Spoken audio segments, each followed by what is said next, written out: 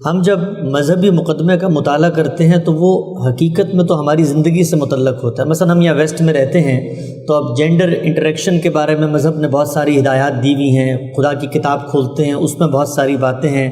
عورتوں کے بارے میں ہیں اور یہود و نصارہ سے دوستی کے بارے میں ہیں۔ اسی طریقے سے آپ کو اسلامک اسٹیٹ بنائیں گے تو ان میں آپ نے شریعہ لاز امپلیمنٹ کرنے ہیں۔ تو یہ ساری چیزیں تو دنیا کے اندر ہی ہم کر رہے ہوتے ہیں اور ایک سوسائٹی کے اوپر امپلیمنٹ کر رہے ہوتے ہیں۔ تو مذہب کا جو سوشل پہلو ہے وہ تو باہر کیف اپنے عہد اپنے مخاطبین سے متعلق ہوتا ہے۔ سوال میرا آپ سے یہ ہے کہ کیا آپ کو یہ بھی لگتا ہے، پوری زندگی آپ نے مذہب کے مطالعے میں گزاری، کہ مذہب کے جو عملی پہلو ہیں، اطلاقی معاملات میں حکم ہیں، فیصلے ہیں، سزائیں ہیں، مذہب کے احکامات ہیں،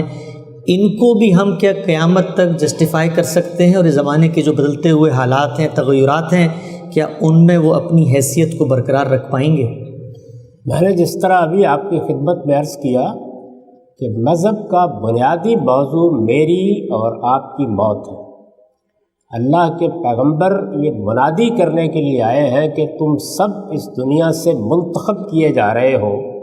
اور ایک دن مجھے بھی اور آپ کو بھی اس کی بارگاہ میں حاضر ہونا ہے۔ اس کے لیے مجھے کیا تیاری کرنی ہے، اس تیاری کو بھی قرآن مجید ایک لفظ میں بیان کرتا ہے اور وہ ہے تزکیہ، پیوریفیکیشن۔ مجھے اپنے وجود کو پاکیزہ بنانا ہے، پاکیزہ بنا کر رکھنا ہے۔ پورے مذہب کا جو کچھ بھی حکم آپ کو ملے گا اس کا ہدف، اس کا نصب العین، اس کا مقصد صرف ایک، اور وہ یہ کہ انسان پاکیزگی حاصل کرے۔ اس کائنات کے پروردگار نے اعلان کر رکھا ہے کہ میں پاکیزہ لوگوں کا دنیا میں سے اپنی جنت کے لیے انتخاب کر رہا ہوں۔ پیغمبر اس کی منادی کرنے کے لیے آتے ہیں۔ تو یہ جو جتنی بھی باتیں آپ نے کہی ہیں یہ سب اصل میں اسی مقصد کو سامنے رکھ کر بتائی جاتی ہیں۔ یعنی یہ پاکیزگی بدن میں کیسے حاصل کرنی ہے، یہ پاکیزگی اخلاق میں کیسے حاصل کرنی ہے، یہ پاکیزگی خور و نوش میں کھانے پینے میں کیسے حاصل کرنی ہے، اور اس پاکیزگی کو اپنے پروردگار سے متعلق کرنے کے لیے اس کے ساتھ اپنے تعلق کا اظہار کیسے کرنا ہے۔ یعنی اگر آپ پورے مذہب کے کانٹینٹ کا مطالعہ کریں تو یہ چار چیزیں، انہی چار چیزوں کو وہ موضوع بناتا ہے۔ دنیا میں چونکہ یہ سارا امتحان ہے جس سے ہم گزر رہے ہیں، تو اس وجہ سے جب وہ اخلاق کو پاکیزہ بنانے کی ہدایت کرتا ہے تو اس میں ہماری معاشرت زیر بحث آ جاتی ہے، اس میں ہماری معیشت زیر بحث آ جاتی ہے، اس میں ہمارا رہن سہن زیر بحث آ جاتا ہے، اس میں ہمارے دوسرے انسانوں کے ساتھ تعلقات زیر بحث آ جاتے ہیں۔ جب وہ بدن کی پاکیزگی پر گفتگو کرتا ہے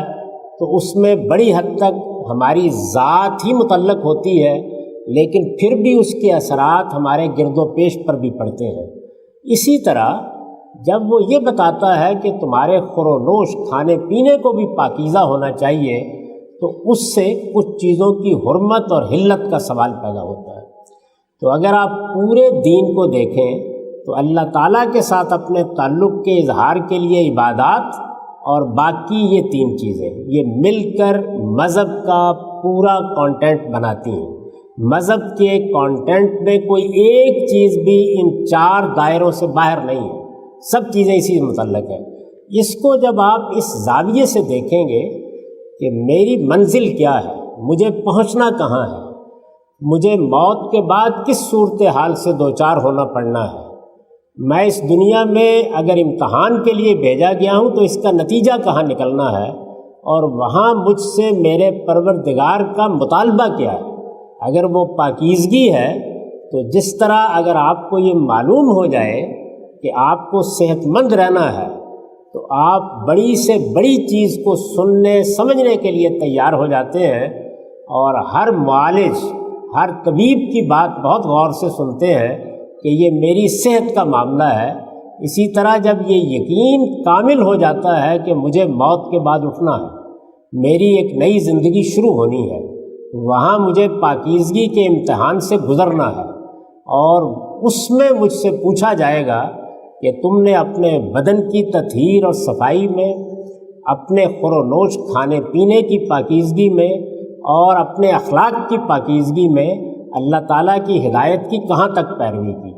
تو جب یہ بات بالکل متعین ہو جاتی ہے تو میں آپ سے عرض کرتا ہوں کہ آپ ایک ایسی حقیقت سے واقف ہوتے ہیں کہ دنیا کے مقابل میں مدافعت کی ضرورت نہیں رہتی، بلکہ دنیا کو ہم دعوت دینے کی پوزیشن میں آ جاتے ہیں کہ اگر تم بھی اپنے آپ کو پاکیزہ بنانا چاہتے ہو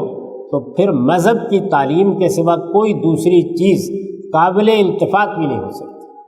تو اس لیے میرے نزدیک یہ جتنے مسائل آپ نے بیان فرمائے ہیں، میں پچھلے 40-50 سال سے ان کی حقیقت واضح کر رہا ہوں۔ ان میں دین کی تعلیم کیا ہے، اصل میں کیا بات کہی گئی ہے، کہیں کوئی بگاڑ پیدا ہوا ہے تو وہ کیا ہوا ہے۔ ظاہر ہے کہ صدیوں کی تاریخ ہے، اس میں اس دین کو سمجھنے والے اپنی غلط فہمیوں کے نتیجے میں مسائل بھی پیدا کر دیتے ہیں، لیکن جس وقت آپ اللہ کی کتاب اور پیغمبر کی سنت سے بالکل درست دین کا حکم سمجھ لیتے ہیں تو یہ معلوم ہو جاتا ہے اور دنیا بھر کو ہم بتانے کی پوزیشن میں ہوتے ہیں کہ اس سے زیادہ پاکیزہ، اس سے زیادہ مطہر، اس سے زیادہ انسانی فطرت کے مطابق کوئی دوسری چیز نہیں ہو سکتی۔ جب تفصیلی سوالات کریں گے تو میں ایک ایک چیز کے بارے میں یہ عرض کر دوں گا کہ دنیا کے مقابل میں اپنے دفاع کی ضرورت نہیں ہے، ہم تو دنیا کو دعوت دے سکتے ہیں کہ اگر فی الواقع پاکیزہ انسانوں کی کوئی حقیقت ہے تو وہ حقیقت صرف اللہ کے دین، اسلام نے اور اس کے پیغمبروں نے بتائی۔